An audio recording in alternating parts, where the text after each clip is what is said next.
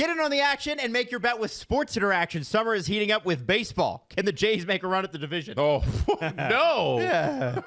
Hey, but you can bet before the game, whichever way you think. Live and in play at all your favorite teams and hot dog contests. Woo! Woo! SportsInteraction.com/SDPN or download the app to get started. It's 18 plus. And what do you have to do, Steve? Please play responsibly. The Jesse Blake Sports Report with Jesse Blake, powered by Sports Interaction. All right, welcome back to the Jesse Blake Sports Report. I have with me today Es Baraheni of SDPN, our basketball reporter. And Es, we're sitting right now at SDPN Studios. We call this Studio 3. Hell yeah! It's if you're not watching the video right now, it's the one with our beautiful setup, our brick background. Thank you. Some fake trees next to us and everything. High back leather chairs, and nice. You're worried right now that the camera might be getting a little bit too much leg. Yeah, a little bit too much leg. Actually, I don't think there's ever too much. You know what I mean? Thighs out for the guys is my expression. Oh, there you go. Yeah. No, but I think you should embrace it. Yes. That should be your thing. You should be. I've been told my legs are my best physical quality, so I'm trying to show them out, if you will. Okay. There you go. Is that what your lovely wife says? No, not at all. No, she probably is just like, please get your legs away from me. So you just got back from Vegas. You're at Summer League. How was that? The overall experience? The overall experience was awesome. It was amazing. Shout out to SDPN for sending us out there. I think Vegas is such a strange town. If you've ever been, it feels like you're stuck in a bubble that is Las Vegas. And if you stay there for too long, you kind of get into a loop. You kind of lose sense of reality in a lot of ways. But the basketball was amazing. I thought just the way that the NBA had set it up, they had, NBA Con, which is sort of like their Comic-Con, for fans to go out to. It was the first time ever they did something like that. Really cool to go see that. Apparently 2 Chainz performed. I missed that. But you didn't see 2 Chainz? No, I did not see 2 Chainz, no. 2 Chainz. So yeah, no, that was awesome. It was overall just a great experience. The basketball, being able to be in a high school type gym, and seeing all these players live up in action. It was just awesome. It was a really great experience. With the Vegas side of it, you're very right about that loop that Vegas is, because it's an adult wonderland. You go there and everything outside of that pocket of the strip is kind of some other reality, and Vegas is its own world in and of itself. And when you were there, they debuted that eyeball. The giant, I call it the eyeball, but the giant sphere, that can project as an eyeball. At some points, it was a giant NBA basketball. It's this ridiculous thing that seems of some other planet. Yeah. And Vegas has 800 of those just throughout the strip. And what's the experience of the sphere? Okay, all right. So do you know the story behind the sphere? I know it's like a concert venue. It is. You're right. Right. It is a concert venue. So okay, New York Knicks owner James Dolan. Okay. Has a band. Which is such a weird thing. Yeah, he has a dad rock band. He has a dad rock band. And I know that at one point the MSG board got upset with him. Yeah. Because he was playing too much in his dad band and not taking care of the Knicks. So he created this thing so that he could perform in an acoustic environment that is perfect for his dad rock band. It's him and his company? Yeah, MSG is his company. Yeah, and they made the sphere. Oh wow. There you go. So it's essentially, it was a way for him to create some kind of, environment that would be the perfect acoustic sound. And they're saying it might be the best concert venue in the world once it opens up. It hasn't opened up yet. They have the eyeball. Did you see the eye? But it's not no concerts have been hosted there yet. Nothing has been hosted in there yet. But I mean, maybe by November. I don't know. Apparently it's massive too. So on the inside, there's 18,000 seats or 19,000 seats. Wow. So that could be enough to fill for a basketball game or whatever. It seems like a really interesting, just looking at it is the weirdest thing you could ever look at, because it's so bright, especially at night. It just it immediately attracts your eye. You know what I mean? Yeah, no, I had no idea it was MSG is the one who built it. Yeah, like I yeah. thought it would have been like one of the big casinos down there. They added some music venue down there, but wow, that's James insane. Dolan wanted to get his dad rock on. That's so James Dolan too. Like that is exactly what he would do with his time and his money instead of like I don't know, something more important. Exactly, you know? focusing on basketball. No, maybe the team. Like none of that. But you mentioned the gyms. The high school gyms where you could see like actual NBA stars. Because guys like the second year guys who are in the league, they still play in summer league occasionally. Evan Mobley, you get to see him up close and that sort of stuff. And then on the sidelines, you have the vets and the coaching staff. What's the who's the biggest names you saw down there? Did you bump into Woj? We bumped into Shams. Okay. Yeah, we did bump into Shams, and he's impossible to get off his phone. Like even mid conversation, he's like, yeah, yes, of course, and he's just constantly on his phone. So he's like impossible to talk to and reach out to. It feels like you're talking to a robot in a lot of ways. But no, the first minute we got in there. It was a Timberwolves game versus, I want to say, the Wizards. And you see, like, Anthony Edwards on the sideline. You see all the other Timberwolves players. Like, I don't think Karl Anthony Towns was there, but you see some of the other guys. And they're right there. Like, there's no security. There's no, hey, what's going on here? Like, no, they are right in front of you, which is the coolest experience for a fan if you're going to watch it, because you get to see these guys up close and personal. We saw, like, Sam Presti and Bobby Webster and all those guys. They have a specific spot for the NBA executives, but they're right there. And you can see them interacting. You can see them talking. I think that's the lure of Summer League. It gives you that environment. And it makes it seem like you're so up close and personal with all of these players, all of these execs. I know, like, Jalen Rose got hounded as soon as he walked into the arena. Everybody's like, Jalen, I love you. And yeah, there were so many experiences like that, man. Countless. That's countless. Awesome. So you went down there as a media member, obviously. You're there to look at the talent and cover and make some connections, that sort of stuff. But as a fan, you would recommend as a fan go down there if you're a fan of basketball. If you are a junkie, I think that, like, there's a difference between being like, oh, I enjoy basketball, I enjoy NBA, but like, the crowd there, you can tell, is like they watch basketball 24/7, 365. They have league pass. You're talking about, like, I don't know, ankle flexibility and like shin flexibility behind, like 3 rows behind you. Some guys are talking about like points per possession, a couple of rows in front of you. These are like straight up basketball nerds, and I think that's why it makes it such a cool environment. And I like it because I'm a basketball nerd, but it's good if you love the game that much. And it's so awesome because it just feels like you're seeing the start of everybody's career. Victor Wembanyama obviously had his debut. You see the start of his career. You see guys like Scoot Henderson, Amen Thompson, all these rookies that everybody's so excited for. You were there for their first game. Even when we were at Wemby's first game, which was a disappointment. A lot of people were not happy with it. It was just, you could tell the environment in the arena and the crowd was like, hey, we are here for a moment in NBA history. Hopefully it pans out. Let's see how it goes. Yeah, it was great. Let's spend a moment on Wemby's first game. Everybody listening, yes, we are going to get to the Raptors. That's why you are here today. It's because it looks like the logical conclusion for the Raptors should be to move on for Pascal Siakam. That's what the conclusions I'm drawing, and we're going to talk about that. And then I have 4 fake trades for you that we're going to plug into the trade tracker and do all that. But before we do that, just a moment on Wemby. You were in the building for his first game. What was that like? You said the environment's crazy, but like from the basketball side of it, can we draw any conclusions from a guy's first game in Summer League against, I don't know, mediocre competition, would you call it? No, it was mediocre competition, and also the team that was surrounding Wemby wasn't really the best place to make him look good. I think certain guys in the Summer League are just their game makes more sense for that type of environment. It's kind of like a street game in Summer League. Everybody is like, if you're a guard, you're going to thrive in the Summer League because it's all about creating separation. It's about making your own shots. It's about being a good isolation scorer. Like, those are the type of games. If you were great in a blacktop setting, you know what I mean? You are going to thrive in the Summer League because it really is like that schoolyard game. But Wemby isn't like that.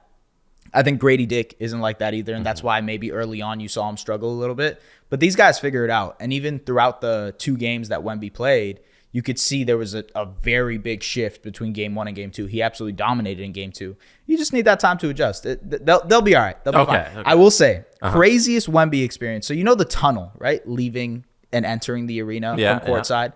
So where Steph will take a shot from. Yeah, where Steph will take a shot from. So his head is like at the top of the tunnel. I just want to contextualize that for the people at home.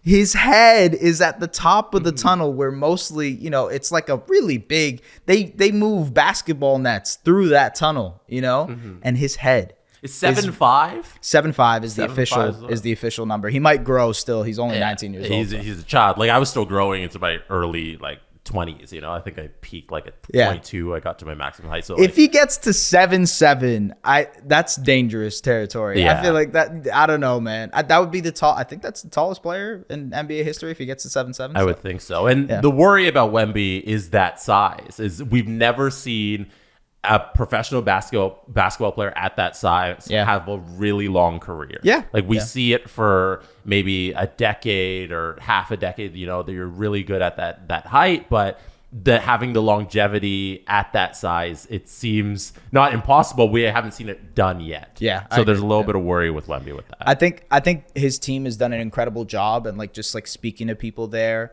you can see that there is a different air to the way they've tried to treat him, especially even from a young age, like 12, 13 years old, the way they've tried to build up his body, even figuring out these twitch muscles in his legs. Because for those big guys, legs are the most important thing. If you get a leg injury, you're done, right? So being able to have strength in your lower body, thighs for the guys, by the way. It's important, especially for guys like Wemby. You see Yao Ming. Yao Ming's career got derailed because of a foot injury. Bol, right? Manute Bol, all these guys, it's always the leg stuff that becomes the, I don't know, debilitating injury, if you will. But Wemby will be okay. I'm pretty confident. I think Wemby will be great. All-time great? He has the chance to. If everything pans out the way you want it to, Wemby is going to be the next generation's generation. And he's so set up to be that star. You listen to his interviews, you hear him speak. He's ready for that moment. I think he's going to be great. And at the very least, if he's not great, he's going to be a good, NBA might be an player. All-star. Yeah.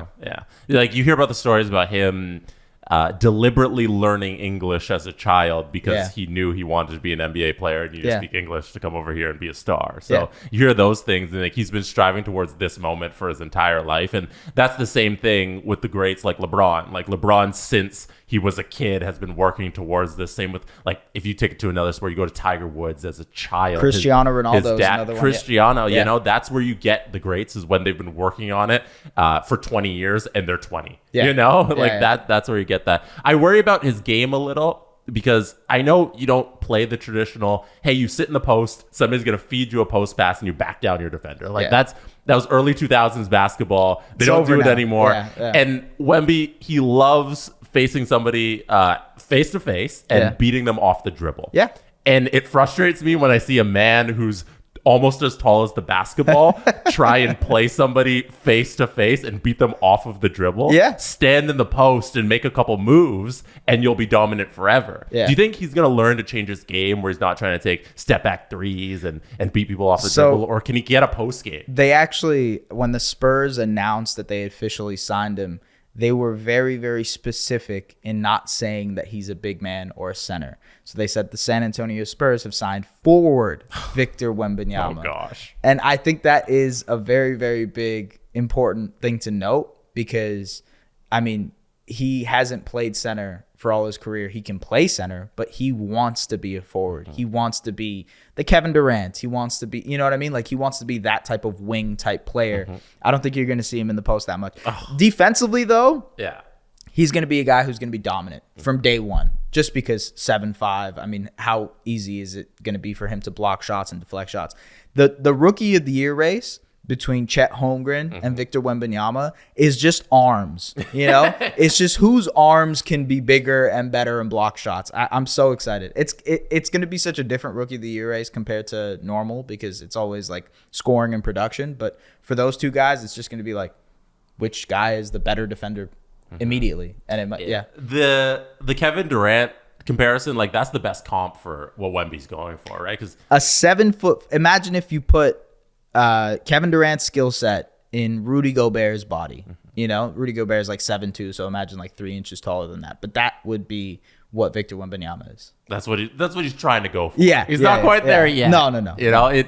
I would just like to see an additional aspect of the game because I think he can be even more dominant if he's not just this tall 7 foot scorer, like Durant is. But we'll see how that plays out. Like I'm so excited for this upcoming NBA season. With the NBA Cup addition to that, it seems like they really got some momentum with the stars. I'll ask you this from your perspective, because obviously, like hockey, live and die by it, right? What is your perspective of an in-season tournament from like an outside perspective? So anybody listening who listens to the Steve Dangle podcast, we talked about this a little bit on Friday. No, all good. But because I think I should give my perspective here because we're big fans of it. Like us collectively on that show were, and I was talking about how it adds this extra layer of entertainment during the dullest portions of the NBA season. Okay. Like that's what I find like that's what they're trying to capture here is because you get to this point in the fall where everything is NFL down in America. Yeah. Like that's the biggest TV sport. They're not going to surpass it, but they lose a little bit of the NBA is making noise in the news sphere during the October, November, December, and then we get to Christmas and everybody remembers the NBA happens again because Christmas Day is their day. Yeah. So to add this NBA Cup here, you're making these weekday Tuesdays and Thursday games matter. Yeah. So I love the fact that they're doing this. It's actually Tuesday and Friday. Tuesday and Friday. No, sorry. but that's actually a really important point because what are those days compared to football? There's no football. No football. You have Monday night football, you have Thursday night football, you have the weekends obviously for football, but you don't have Tuesday and Friday. And the NBA is trying to capitalize on those 2 days. It also with their TV deal, their TV deal is expiring, I think, the season after this. That is now a new slot for a production company, NBC, whoever, to jump in and say, hey, we will host your Friday night games, your Tuesday night games, whatever. And like it's just a new revenue stream for the NBA. They're going to make so much money off of this in-season cup. It also makes it so that Vegas, which is the final, the semifinals and the finals will be hosted in Vegas in December 7th to 9th. They're trying to bring a team there. Yes. They're trying to engage fans in Las Vegas with every chance they get, whether it be the Summer League, the NBA Con, and now this in-season tournament. They are trying to gauge how many fans can we get into an arena for NBA stuff. And I mean, so far, it's been incredibly successful. I assume you're a big fan of this. Of the NBA Cup? Yeah. Oh, yeah. I love, like, obviously, soccer is like my second sport. So being able to watch the NBA adopt some of the similar things, it makes it so much better. And also, I hate rings or bust culture. It's like, I hate when it's like, oh, he has to win an NBA championship or his career is ruined. And it incentivizes that there's just more out there than just winning an NBA championship. You can win an in-season cup, you can win MVPs, et cetera, and you can still have a good and successful NBA career. So many guys get ragged on for that, right? James Harden, Chris Paul, et cetera. Where it's like Charles Barkley's like the Charles Barkley, shtick, Charles Barkley, Steve Nash. You can go on and on. John Stockton, all these guys, right? So many guys get ragged on for not winning an NBA championship. And so many people in the NBA world talk about, oh, well, this guy never won a championship. Oh, well, this guy never did this. And, adding new things, the play-in tournament, the in-season tournament, even new awards that they've added over the last couple of years, it just makes it so that's better. Yeah, you look at like the play-in tournament in last year, it adds some lore to DeMar's career, when they took down the Raptors. Yeah. You think about those little moments, and it's a 8-9 or a 9-10 seed. I think that was playing, and it's supposed to be irrelevant, but you add in this aspect where we call it a play-in tournament, and there's some added meaning, and it's the only game that night. It's on a big stage, and you have a great performance by DeMar and his daughter. DR, shout out to DR, and it's a moment. Yeah, it's now we have a cultural NBA moment out of that, and it's manufactured. And I said on the show on Friday that just because we manufactured these ideas in 1950 doesn't mean you're not allowed to manufacture fake things in 2023. now. Exactly. You can make up rules. Yeah. The whole thing is a made up game. The All-Star Weekend was made, I think, in like 1970 or something like that. And now it's some kind of crazy tradition that everybody loves, everybody looks forward to. But back then, it was just a gimmick. Right. It was just something they were doing to raise awareness and make more money. And now it's just like embedded into the NBA's culture, even the NHL's culture. It's part of it. That grows through time, right? You think of with soccer, right? The treble is such a big thing, being able to win 1, 2, and 3 of your entire season. It grows within time. I imagine 100 years ago, people were like, "Oh, forget that in-season tournament. We don't care about that." No, like you think about if they had Twitter in 1970, how many people would be laughing at the All-Star game? Exactly. They'd call it ridiculous, you know? Twitter in 1970 would be a wild place, man. I don't. Yeah. Nobody needs to see that because we know how culture was back then. Yeah. So we don't need that. Even Twitter today, isn't a great space. So we don't need the hundreds of years of history of Twitter. But I agree. I digress. You want to move to the Raptors? Let's I talk think about we them. should. Yeah, We're about 20 minutes in and we haven't hit the main point here. And I think the main point we is promised 35 for Maddie. And I know. Matt is trying to move on with her summer and not have to sit in here and listen to podcasts all day. And we're going extra long for you. So apologies, Maddie. So just reading all the articles over the last week or last couple weeks and seeing how the season played out, I just like every day I'm waiting for a Pascal Siakam trade. Yeah. I'm like, when is it going to happen? It seems like a logical move for the Raptors. How's it going to play out? And let's start with Michael Grange's reporting, because he had 2 articles in the last month or so that kind of blew up Siakam's spot. You know, It was the first one where it's, hey, Fred's gone now, and the next piece should be a Siakam deal because that's what he's hearing. And then there was the Summer League one where he mentioned that Siakam wasn't at Summer League, and it was a disappointment that Chris Boucher was the only Raptor there outside of executives with the team, you know. And he mentioned how Larry Tannenbaum was sitting there courtside, and there was none of the star players. So let's just start with your feelings on where Siakam's going to play next season, how this whole thing plays out, and then let's get into the reasons why afterwards. Whew, that's a lot. Okay, well, first and foremost, I think the Raptors had every intention before the Fred VanVleet decision to just run this team back. I think that was based on what I've heard, based on what the reporting is. They had every intention to just say, hey, let's re-sign Fred VanVleet. Let's keep Pascal. Let's keep OG. And let's just run it back for one more season. Now that we have Jakob Poeltl for a full season, let's see how it goes. Maybe Scottie Barnes takes a step. You know, we're introducing Grady Dick. We have some more shooting. Let's see how it goes. I think that was their intention the entire time. And then Fred VanVleet leaves. And by the way, I mean, good for him. Gets an incredible bag. He's now I believe from what I saw on Twitter, is the second highest paid point guard in the NBA behind Steph Curry. That's just incredible money. You can't pass that out, especially, you know, undrafted guard, et cetera, et cetera. It's just, there's no way that you're going to pass up that type of generational wealth, regardless of where it is. And, you know, good luck to him in Houston. We'll see how that happens, because that's a rough situation to go to. When it comes to Pascal, though, this has been bubbling for a little bit. You look at what happened in Tampa Bay. You look at, you know, even before Tampa Bay in the bubble, when he like the NBA season stopped in their defending championship season. They were defending champions. They looked great, right? They looked like they were poised to potentially repeat or maybe even have a better chance of repeating. The NBA stopped. I mean, the whole sports world stopped. And he didn't get to work out there for a really long time in those 2 to 3 months before the bubble started back up. He didn't do well in the NBA bubble. I think he really struggled in the Celtics series. Fans were really, really heated about that. You fast forward Tampa Bay, he gets hurt, has a groin injury. I believe it was a groin injury, but he did get hurt as well. That was shoulder injury. And he was slowly getting back to that. Didn't look 100%. The organization as a whole kind of punted on the season. Yeah, they did. Just said, we're in Florida right now. This isn't real. It worked for our out. team. It worked out. I mean, they got Scottie Barnes. Exactly. Right? They've got that next piece that they're looking forward to. But I think if you look at the span from, you know, the defending championship season to now, it's really been hard to give Pascal Siakam a fair shake with what the roster has been. They've searched for about 3 of those seasons or 4 of those seasons to find a starting center, and they made Siakam play out of position for essentially those 3 seasons. He was a de facto small ball 5 for a lot of the year, especially not this past season, but the season prior to that when they made it to, I believe they were the 4th or 5th seed and they made it to play the Philadelphia 76ers. He was essentially their de facto 5.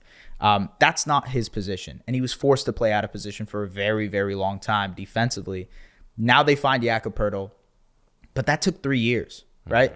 Not finding him a center to work with was such a huge part of this. And now you don't have a starting point guard. So it's just like he hasn't got a fair shake. The shooting, like just looking at what Pascal is as a player, he's a guy who requires a lot of shooting next to him, moving parts defensively, and guys who can create their shot as well. None of that applies to what this Raptors team has been over the last 3 or 4 years with Pascal Siakam.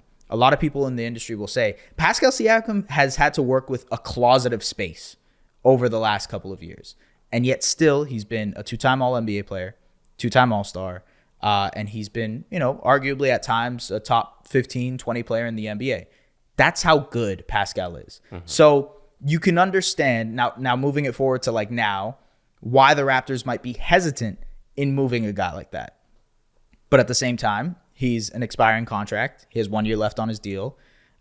He does get the most amount of money by staying with Toronto, and that's probably why he wants to stay in Toronto. All reports indicate that he wants to stay in Toronto.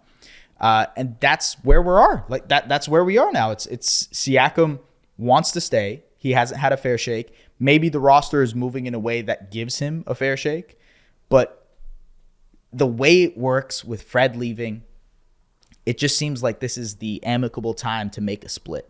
And that's where you get where we're at now. Like just to be a little bit of a summation of how we got here over the last 3 or 4 years.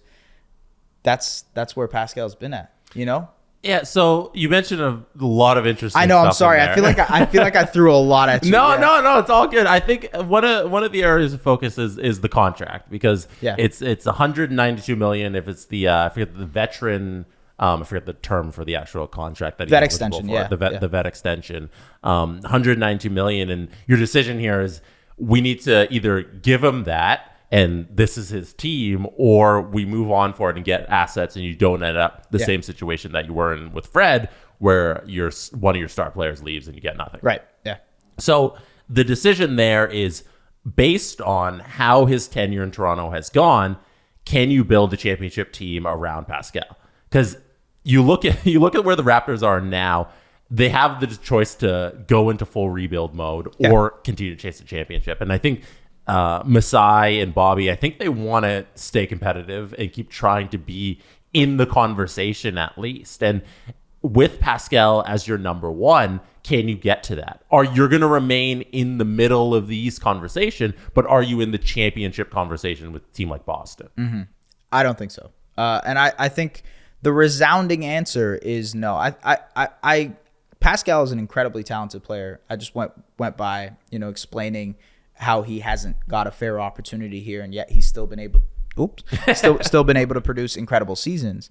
But at the same time, we know his limitations as a player. And regardless, he's been able to get better every single season. He's still an incredible talent, but you need that number one guy in order to win a championship. And realistically, I think Pascal isn't that.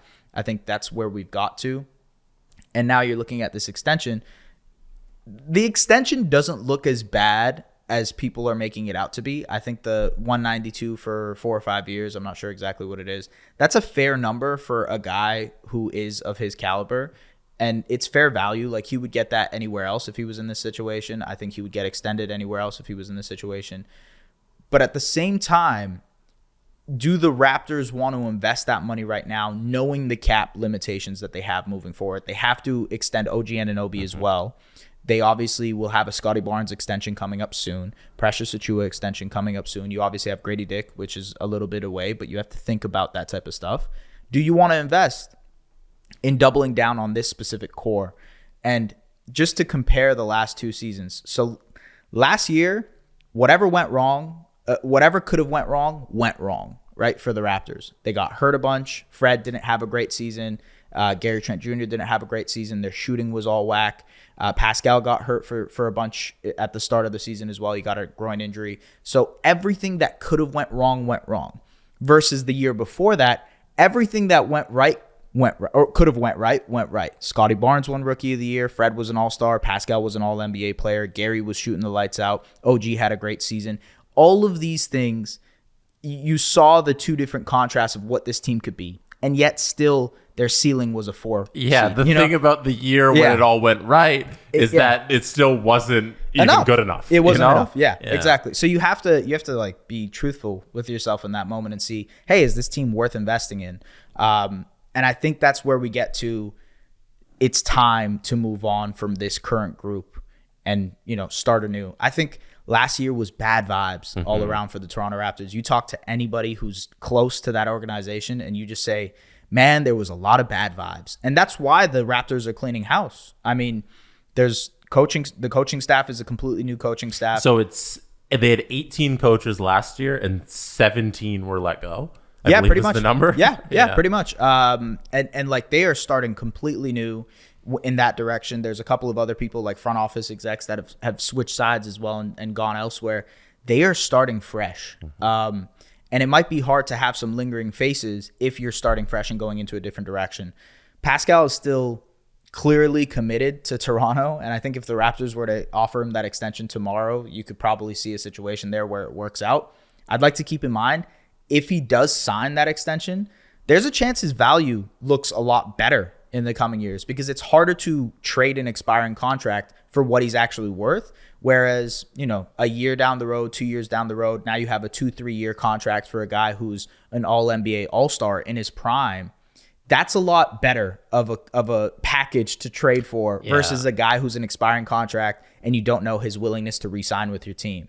So that, I think, there is a scenario where he does get extended this summer and then later down the road they address a trade. Yeah, it's weird because in the NHL world, when you extend the guy, you usually never trade him. Like it's usually like that for the NBA too. Yeah, is that he's going to stick around. Yeah. But in the Pascal situation, the extension gives the team that's trading for him cost certainty. We get Pascal because he has expressed interest in not signing an extension if he's traded to a team he doesn't want to play for. Yeah, exactly. I think he just wants to keep his options open. If you're a guy like that, just to consider, like he was, obviously born and raised in Cameroon, went to New Mexico for ball, and then went to Toronto. That's all he's known, really, and he hasn't really been able to like live elsewhere, right? I know there was a report that he trains in Orlando, and like that's his like stomping grounds in the summer. But overall, like Toronto is all he's known. He's even said it in press conferences that this is his second home, and it's hard for me to think of a player like that and say they have any interest in going elsewhere because they don't know what else is out there. So for him being a guy who's going to be an unrestricted free agent in 2024, well, yeah, it makes sense to not want to commit to anything because you don't know if you're going to enjoy wherever you're going to go to. And also now you have the option of being a free agent.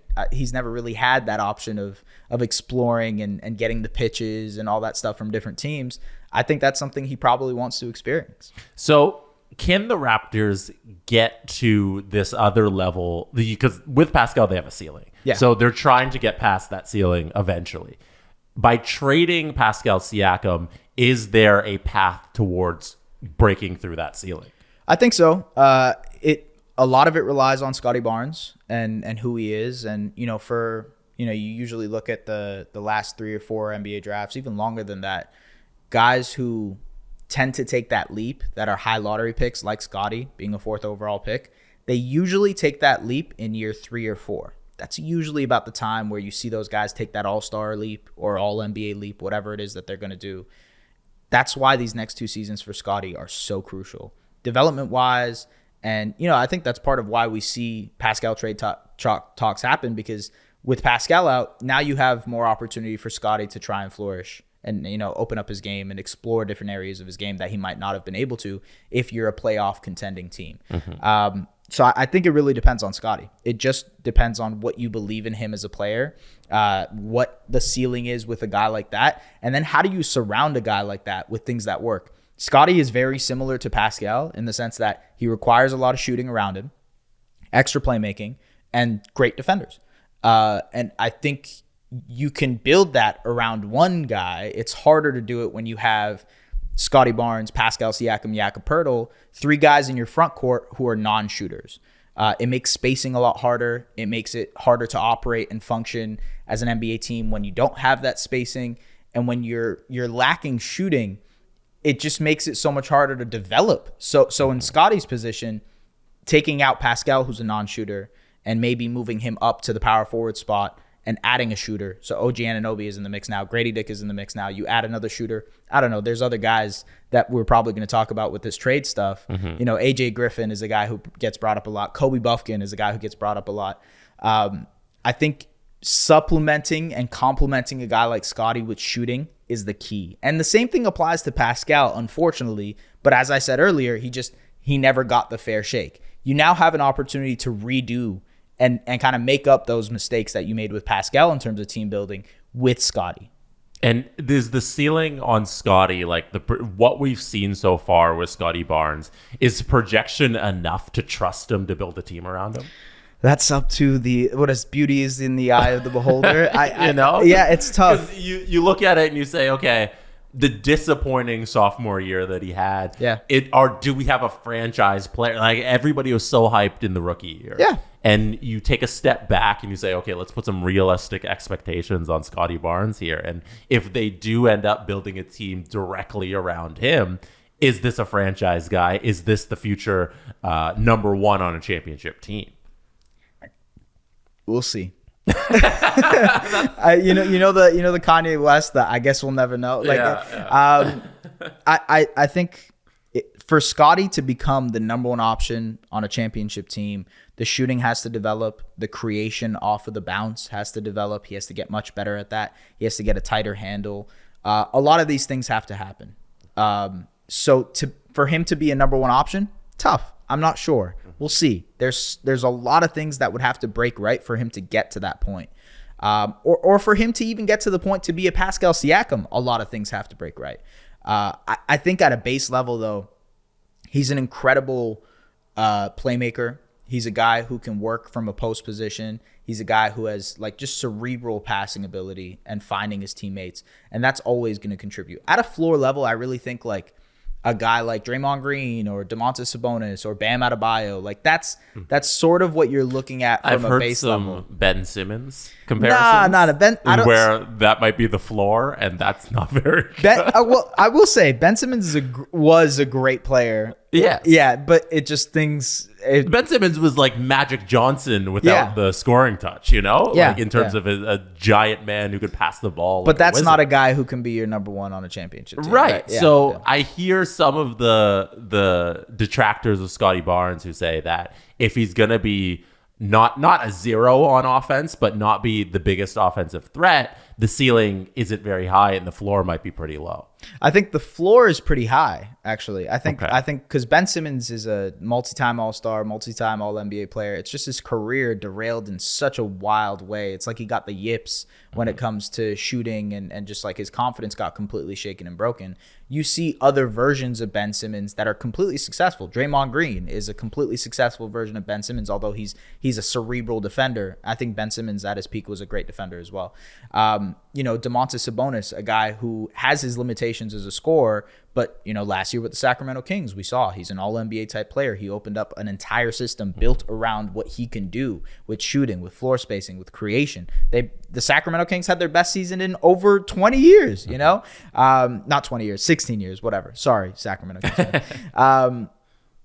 I think that is an incredibly high floor for a player, and Scottie can achieve that floor. I think that is a very attainable level for him. The question is, can you get to the next level, which is, for Scottie, it would be can you get to a Kawhi level? Can you get to a Durant level? And that, just thinking of that, it's going to come down to scoring and it's going to come down to shooting. Why did I say it like that? Shooting. I think those are the main things. Shooting. Yeah. Yes, shooting. But no, those are the two things that are gonna change it between, hey, he's going to be a Ben Simmons, Draymond Green type player to he's a Kevin Durant, Kawhi Leonard type player. I like the Kawhi comparison a lot because there's a guy who early on in his career everybody talked about his defense. That was the main thing about Kawhi, and then he adds the offensive threat and what he did in the finals for the Spurs. That's when he came into his own really as who he's going to be as a basketball player. And Scottie, there's a bit of an arc to where it can reach that. And I don't know if the Raptors trust it enough. It's an avenue they can go down with the Pascal trade. And before I want to bring up my 4 trade destinations, I'm excited. We're going to do the NBA trade machine. What about the OG extension? So he's got a player option at the end of the year. Yeah. He's going to decline it. Absolutely. Because he's going to make hundreds of millions of dollars more by declining it. Yep. So does this extension get done? Does he remain a Raptor past this year? Because that's hit the red button if they can't get OG done. I think if Pascal gets traded, the next domino to fall is an OG extension. I think, he just turned 26 today. Happy birthday. Oh, OG. no way. Yeah. Happy birthday. Yeah. Happy birthday, OG. Yeah. So, 26 is an age where you can still see him tap into some things that he might be able to grow at. He obviously, from the reporting, wants to have a more extensive role. And if the Raptors decide to go into a more youth movement where it's Scottie Barnes, where it's Grady Dick, where it's Precious Achiuwa, and whoever they get for the Pascal deal, it just makes sense that OG will get a lot more responsibility. He'll get a lot more touches in the basketball court. Why am I talking like this? I'm not sure. But yes, he'll just get more responsibilities and he'll have more things to do on the court. So I think if Pascal gets traded, the next domino to fall is clearly a OG extension. And I think there's a lot of positivity on that front. I would say that's how I would word it. Is I think there is a pretty good chance that OG gets extended with the Raptors, and then they kind of see what happens from there. Okay, because he seemed a part of the conglomerate of the Raptors that was pretty unhappy last season. But when you run down the list, it seems like that's everybody. Everybody was. I'm telling you, man, unhappy. it was bad vibes. Yeah. It was just a lot of bad vibes, and I understand from the Raptors' perspective, just wanting to clean house, and maybe the fact that Fred left was part of that cleaning the house. I think he was an important part to their core, and I'm sure they probably would have wanted to run it back. But at the price they were looking at, they were probably like, man, maybe we should just start anew. Maybe that deal wasn't out there for him because, Fred got signed to a 3-year deal. Technically, it's a 2-year deal plus a team option.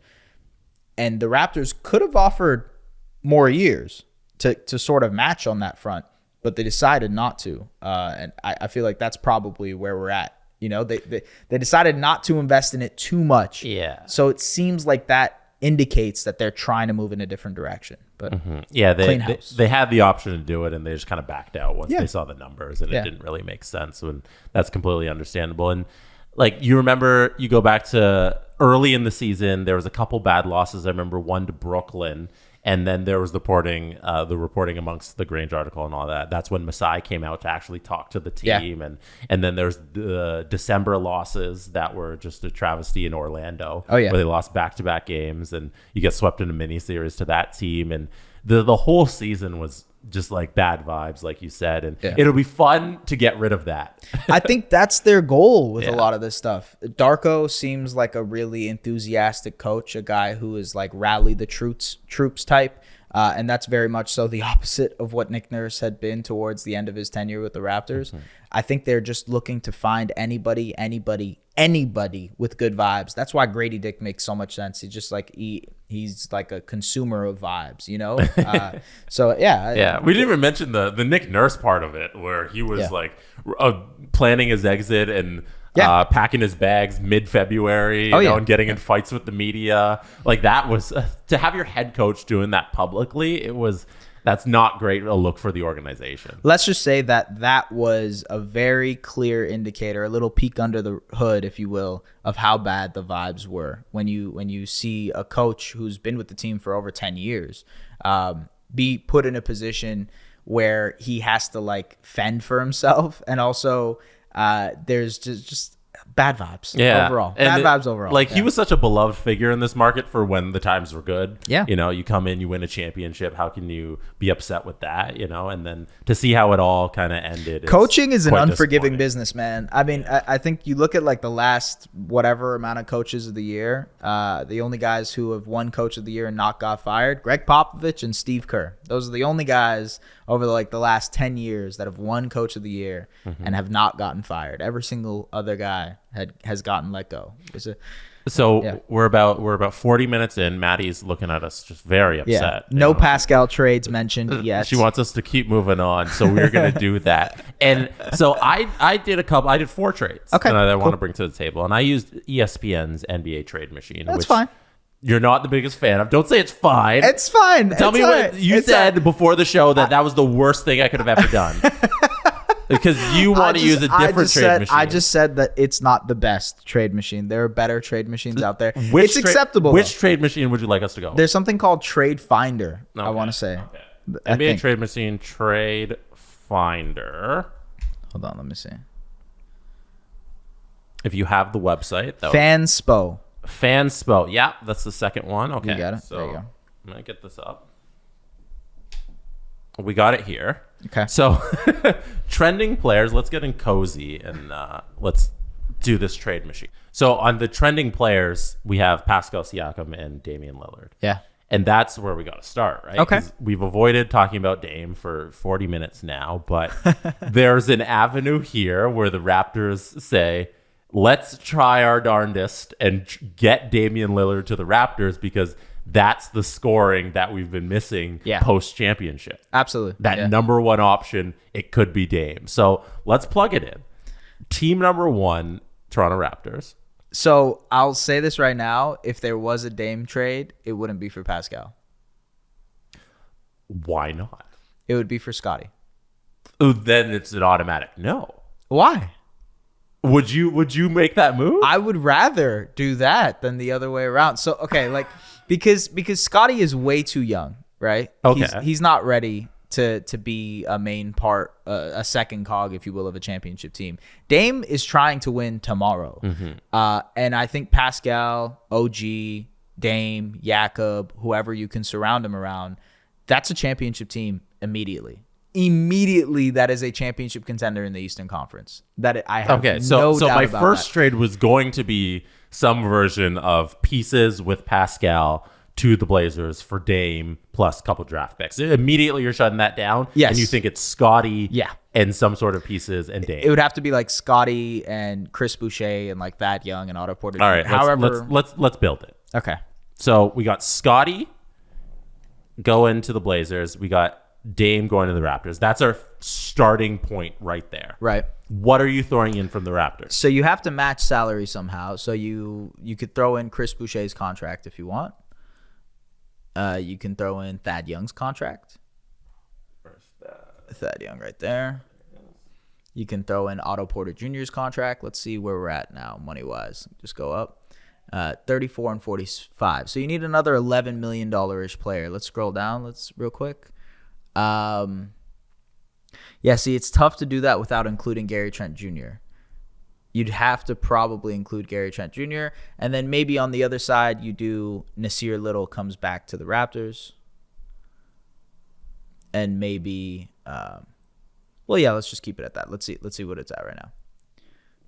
52-51. So, yeah, that's what the deal would be. I don't know what picks would go the other way. Maybe the Raptors add a pick, whatever. But that's what it would be. So this is our trade. We got Lillard and Little going to the Raptors in exchange for Trent Jr., Boucher, Scottie Barnes, Thad Young, and Otto Porter Jr. Yeah. Who says no? I think both teams say no. Actually, no. I think the Blazers would say yes. I think the Blazers would very clearly say yes. I think the Raptors would be pretty hesitant to do this. Because obviously it's such a delineation from what they're trying to do with the youth movement, and they're bringing in Darko. They're trying to get younger. It's clear that they're not trying to get older. Right. But if they are trying to maximize and capitalize on Pascal, on OG, on winning now, Dame is the guy to do it with. So with this trade situation where you're bringing in Dame, what are the odds you can get an extension done with Lillard? Dame's there for 4 years, so you get him for 4 years. There you go. I should rephrase that. Actually, it shouldn't be an extension. What are the odds you can make him stick around? Yeah, because is it, hey, you trade for Dame and then next offseason he's requesting a trade to Miami? So I'm of the opinion that Dame is not built for that. Like, there are certain NBA players that will sit out. There are certain NBA players, certain NBA stars that are willing to, take the highway, if you will, and be really harsh on the team that they join.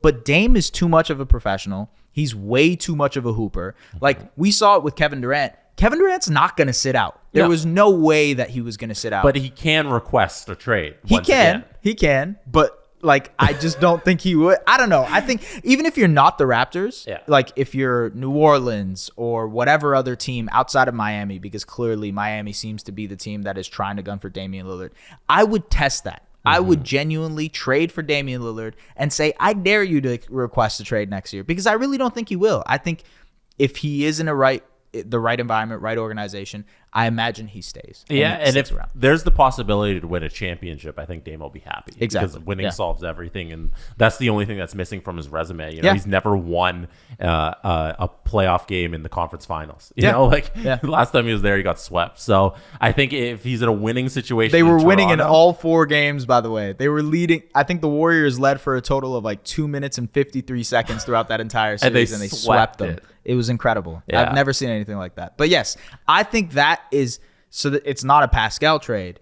But if they were going let's just go all in on Pascal, on OG, on Dame, that's the way to do it. So with Dame here, do you do the Pascal extension as well? Yeah. You'd have to. Yeah. And that money works? It does. It gets. Are you sticky. into the tax? But so MLSE paying a whole bunch of money? You 100% get into the tax, but MLSE has been willing in the past to go into the tax for a championship team. They did it for the championship team in 2019. If this is a team that's going to be contending, which I think it will, I think it's a lot of people are going to be like, oh, but Pascal, but no, that is a great team to build around him. Dame wanted to trade for Pascal. Dame wanted to trade for OG. Why? Because those are the perfect complementary pieces next to a guy like Damian Lillard. So I just think it would make a lot of sense. Again, I don't think it happens, but it would make a lot of sense. Okay. And so I asked you who says no, and you say Raptors probably say no because they're leaning on building around Barnes. Do you say yes to this? If I would say you were yes. the Raptors, this would be a move you do. You'd move on from Scottie and bring in Dame for the chance at a championship. I think so, because you have Dame for 4 years. If Dame is, let's say you probably have a conversation with Dame Lillard before and say, hey, we're thinking of doing this trade. Would you be willing to stick around here? And probably Dame says, I'm not sure. Guys, I don't know if this is the place I really want to win. But we're like, hey, we have this thing. If you try to sell Dame on this and he's down for the cause, I think that's a trade that you would make. One of the other ones of my 4 that you shot it down immediately because no Pascal for Dame. That's not happening apparently. It just doesn't make sense. It just doesn't make sense because I think it's okay. Okay, because Scottie is 21, 22, right? Dame is 33, right? That 11 years of difference of competition, it just is a lot. Yeah. And it's tough for him to break ground. I think Dame, the main reason he wants to get traded to a team like Miami is because you're playing with Bam Adebayo, who's 29 years old. You're playing with Jimmy Butler, who's 34 years old. He wants to play with vets. He doesn't want to babysit anymore. And I think if you're bringing him in to play with Scottie Barnes and OG Anunoby, it's a little bit of babysitting again. He has to deal with the younger guys. And I think that was the main reason. It's the main reason he wants to leave Portland is he doesn't want to be a part of another rebuild. I would be forever jealous of the Blazers for having Scoot and Scottie. Yeah, I know.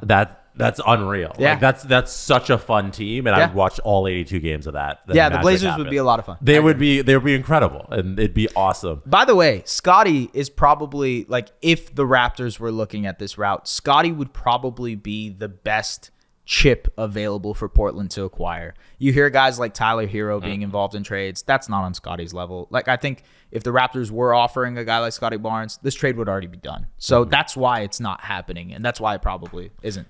You never know when Masai might wake up tomorrow and think, Yeah, he might just start looking at it and crunch the numbers and say, okay, it's better if we have Dame here. And, and move on from Scottie. But I want to do our second trade All machine. right, who are you talking about I've now? pulled up the Chicago Bulls. Ooh, okay. Because All right. I think there's a giant scorer at the top there. Okay. Who would fit very I'm well interested on the Raptors. in this. I'm Zach interested in LaVine. this. Yes. So a trade package of now. Are you going to shoot this down No, and no, say no, that no. it should be Scottie for Zach LaVine? No. I completely agree. Okay. I think Scottie and LaVine, their skill sets work incredibly well together. I think LaVine is fairly young too. I want to say he's like 25 or 26. Yeah, he's not old He's not the oldest chap in the world. He obviously has a lot of injury issues. He's just signed a massive extension, so there's always those concerns. Mm-hmm. But I wouldn't hate that if I'm the Toronto Raptors. I think getting a guy like LaVine would be a huge get.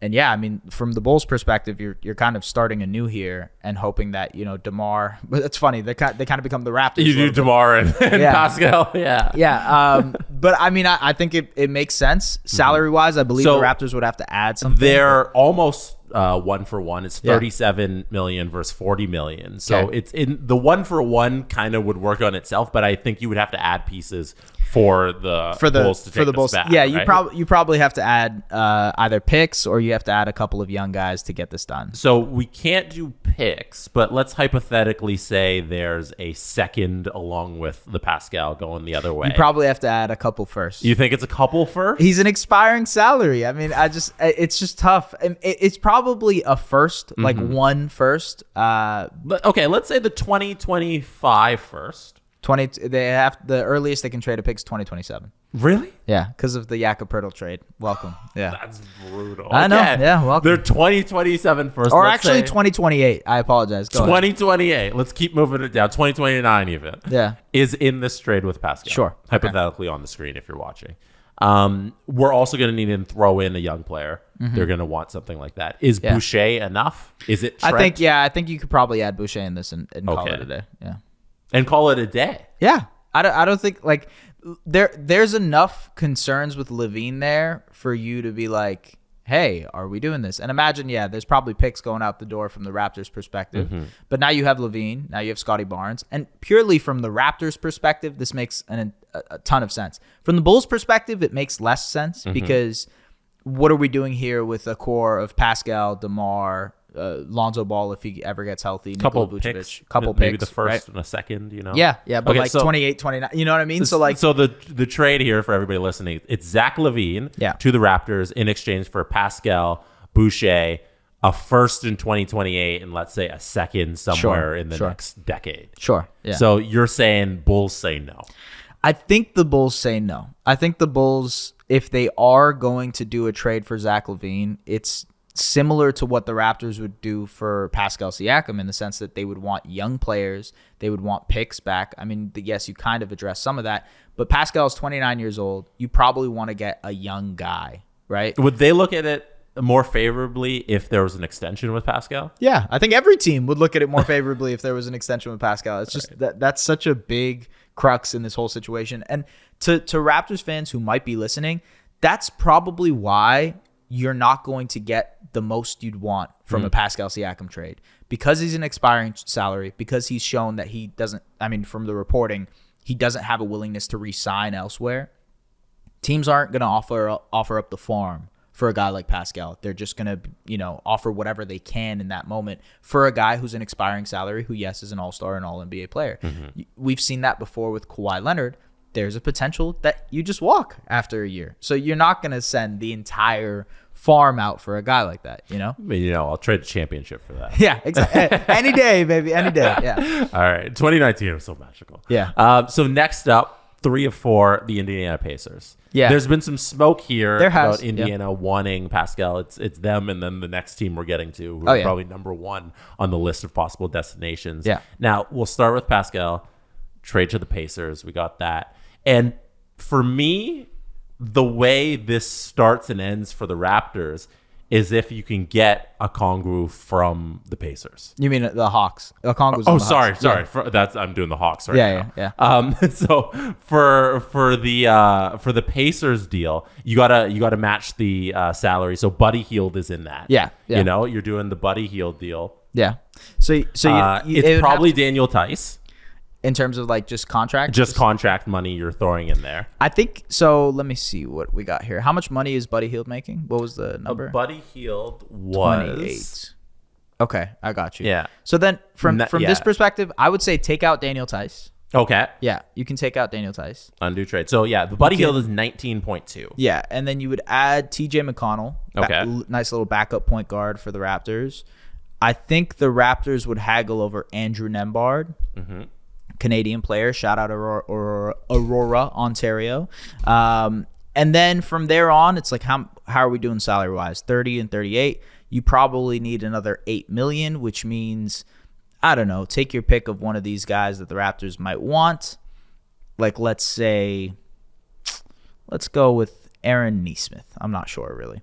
And then you add a bunch of picks. So you go the 2020. So you can do picks on this site. Yeah. Oh, wow. Yeah. Okay, yeah. The ESPN one didn't have picks, so you're right. It is a little better. So you can add like a unprotected 2025 pick. You can go unprotected 2027 pick. I'm not sure what the deal would be, but like this is essentially something you'd be looking at here, which is how do I submit this trade again? Try trade. Oh, there we go. Yeah. There you go. There you go. So this trade is successful. To the Pacers is just Pascal Siakam. Yep. Back to the Raptors, Buddy Hield, TJ McConnell, Aaron Nesmith, Andrew Nembhard, and a first in 2025 and a first in 2027. So this is the more traditional, hey, we're trading our big guy for a bunch of pieces. Yeah, for a bunch of pieces. And Buddy Hield is a guy who works well next to Scottie, shooting, playmaking. Not necessarily playmaking, but just the shooting in general. TJ McConnell can be a good backup point guard for you. Andrew Nembhard everybody is so incredibly high on him. He had an incredible rookie season. He can probably slot in and be your starting point guard next year. And then you have Aaron Nesmith, who's like an interesting wing player, maybe that you can throw into your rotation, plus 2 first-round picks. Now, for this, is that enough for the Raptors to just say, hey, we're resetting the franchise and we're going to suck for a little bit? So from the reporting, apparently, the Pacers aren't willing to move off Andrew Nembhard. So the question of who says no in this situation is the Pacers. I think the Pacers should say yes to something like this. They are one wing away from being an incredible team. If you think of Miles Turner, Tyrese Halliburton, they have Benedict Mathurin, adding Pascal into that mix, and Pascal would work so well. Like we talked about it earlier on the podcast. What does Pascal need around him? Shooting and playmaking. What do the Pacers do incredibly well? Shoot and make plays. So yeah, it would be a seamless fit. It would work incredibly well. I think the Pacers would and should say yes to this, but I imagine the Raptors probably want a little bit more. And that's where the conversation comes up, where it's like, okay, the Raptors are asking too much for an expiring salary, who might walk, who might not want to commit to another year in Indiana. So that's where your question is. This situation feels like Pascal goes to the Pacers and then leaves in free agency. Maybe. And if I'm the Pacers, I don't want to take that risk. Yeah, and you don't want to give up a bunch of Buddy Hield is a good player for you. Andrew Nembhard is a good prospect. And those 2 firsts? Yeah. It's quite a bit for a guy who in 12 months couldn't be on our team. Could walk away. Yeah, exactly. Yeah. Yeah. Okay, let's do the favorites. The Hawks. The favorites. Because the Hawks this is a real possibility and it could come down any moment, let's see. Hey, has a trade broke yet? Yeah, check Twitter. Let us know. Nothing yet. Nothing? Nothing. Okay. Yeah. Okay. No Woj bombs. So let's start with Okongwu, because that seems to be a sticking point with the Hawks and moving for Siakam. Yeah. Do you think the Raptors would be able to get him from Atlanta? I don't think so. I think Clint Capella is their starting center right now, and he doesn't seem to be a part of their plans. I think the Raptors, especially with where they're at, they need guards. So personally, if I was the Raptors, I would be targeting a guy like AJ Griffin or Kobe Buffkin instead of Onyeka Okongwu. Okay. And that's where we would go. So let's say it would be. So you need the DeAndre Hunter contract. You need the DeAndre Hunter contract. Unfortunately. Yes, absolutely. And then you can go ahead and add AJ Griffin onto that as well. Sadiq Bey? Is Sadiq Bey now a Raptor? I think the Hawks would say no. They draw the line there. And so my initial fake one had Okongwu and Bey and just every important piece from the Hawks in there. It's so tough, man, because if Pascal had 4 years on his deal, like if he was on a Dame Lillard contract, you could probably see a team go ahead and cough this up, but because he's an expiring salary, and this goes back to all the bad decisions the Raptors have made over the last couple of years. It's fallen apart in terms of like very small minor decisions that haven't gone their way have built up to this moment right here where they have a massive decision to make and they don't necessarily have tons of leverage. That's why maybe an extension might be the best way to go about this. But, so don't tell me Bogdan is in this. no, so it actually, there's a couple different ways to do this, but you probably would have to add Bogdan. So it would be, It just doesn't make sense. I know, With I know. Pirtle coming back and yeah, just all of his injuries. that's all it would be. Okay, yeah, you go ahead and make this trade. There you go. Just something you think I will got make you. sense. This is what the trade would probably so be. let's read this out. To the Raptors, we got DeAndre Hunter, Bogdan Bogdanovic, AJ Griffin, a 2024 first in exchange for Pascal Siakam. Yeah.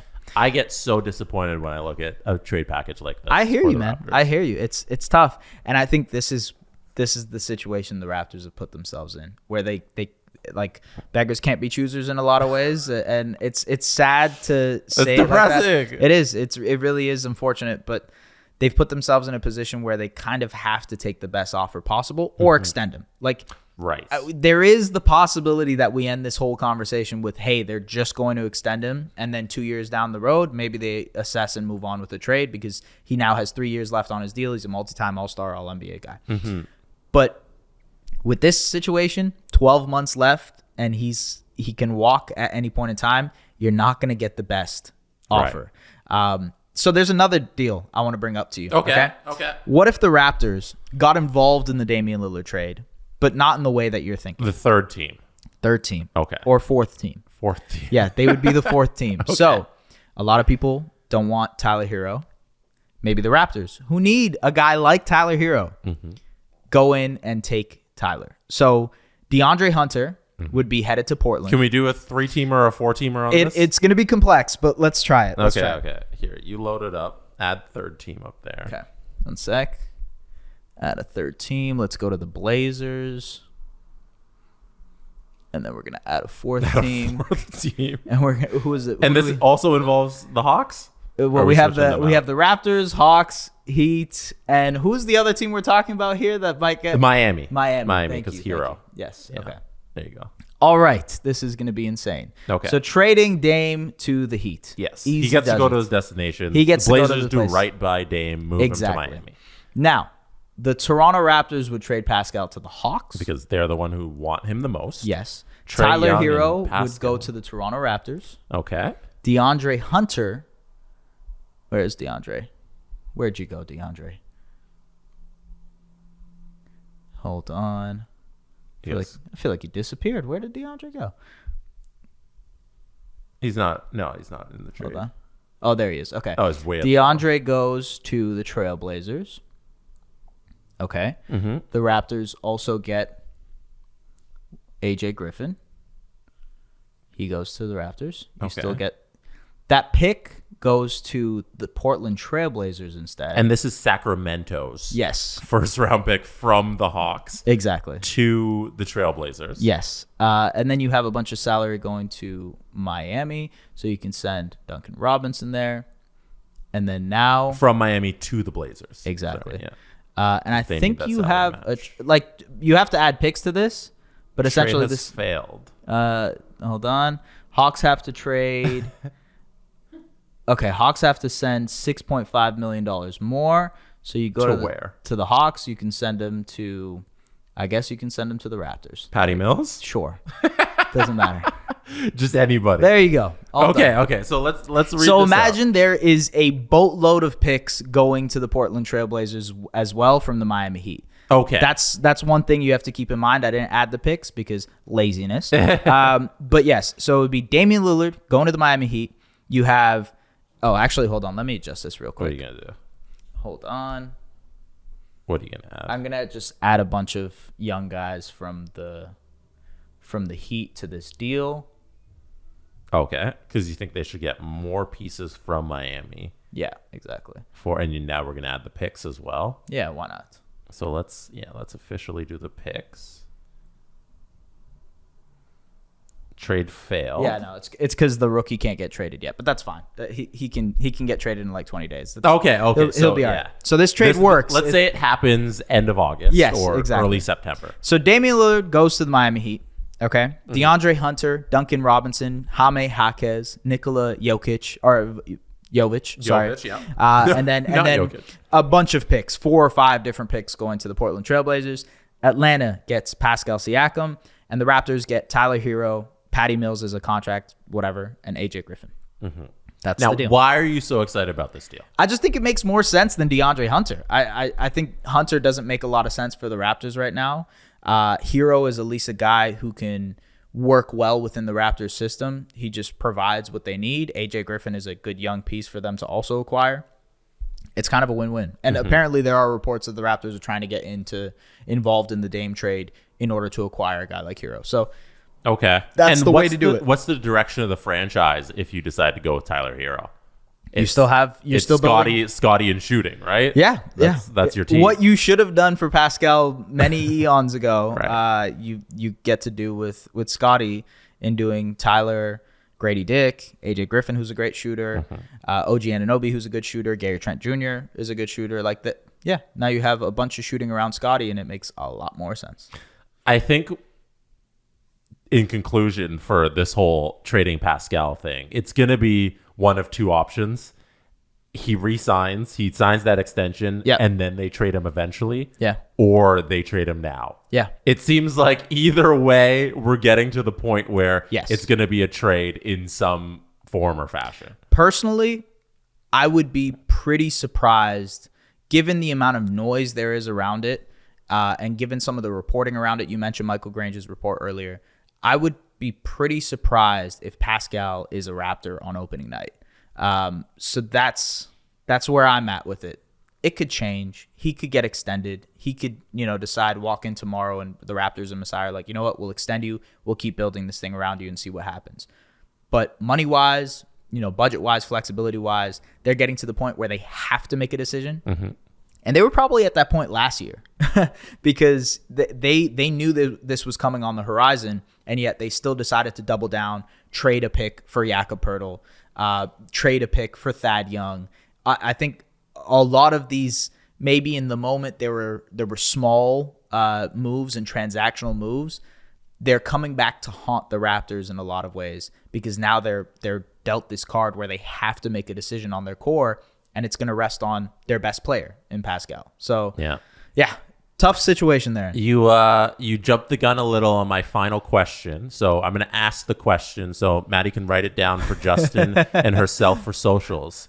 Game 1 of the Toronto Raptors season. Where is Pascal Siakam? I think he's with the Atlanta Hawks. Yeah, I think Pascal is with the Atlanta Hawks. I just think they've been working so hard to try to get Pascal. They tried to do it before the NBA draft. They tried to do it after the NBA draft. They tried to do it after Fred decided to leave. It just seems like they are geared in and locked on trying to acquire Pascal Siakam. And from the Hawks' perspective, I really love the deal because Pascal is so complimentary to a guy like Trae Young. He works well with a guy like DeJounte Murray. They have a new coach in Quinn Snyder who emphasizes ball movement and spacing and shooting and all the great things that Pascal needs to thrive. So I think the fit works well. I think if Pascal ends up on Atlanta, they're like a top 3-4 seed next year. That's pretty good. That's really good for where Atlanta needs to be. Especially in an East where you can take advantage if you have a decent team. Exactly. One lucky playoff series or a playoff run, and you're in the Eastern Conference Finals. I mean, the Hawks know a lot about that. I know what's happening with them. Yeah. So I would probably bet that Pascal is on the Hawks by the time opening night happens. All right. Well, thank you for doing this today. Yeah, we got to do this a lot more. This was a lot of fun, and I really appreciate you coming by the offices and recording today. Look, this is my first recording in the SDPN offices. I'm feeling good. I'm feeling nice. This is it's awesome. It's great to be able to first see like this whole thing grow and you guys sort of actualize it and like paint out what you guys wanted for this place to be, and for it to actually be this incredible. No, we couldn't have a better person like heading up the NBA pillar of this company. So we appreciate Thank you. everything you do for us. And yeah, we'll do this a couple more times, maybe sure. one before the season starts, and Yeah. a lot more during the season. Who knows? Maybe all these players are traded by then. Yeah. And we can actually talk about how they look on those teams. Yeah. Exactly. All right. That's it. I'll be back sometime later this week with more of the Jesse Blake Sports Report. I appreciate everybody who's listening today. Subscribe to us on your favorite podcast feed if you're watching on YouTube, or head over to our YouTube channel, hit subscribe and like. We got a lot of summer content coming out on the SDPN channel, so you won't miss us in terms of podcasting and video content. We got lots of stuff, so stay glued to that. I'll talk to you very soon. And that is how it's done. The Jesse Blake Sports Report with Jesse Blake, powered by Sports Interaction. Jesse Blake, the guy that likes to hear his name twice in one sentence. Sure, I know him. No, he doesn't have an ego at all.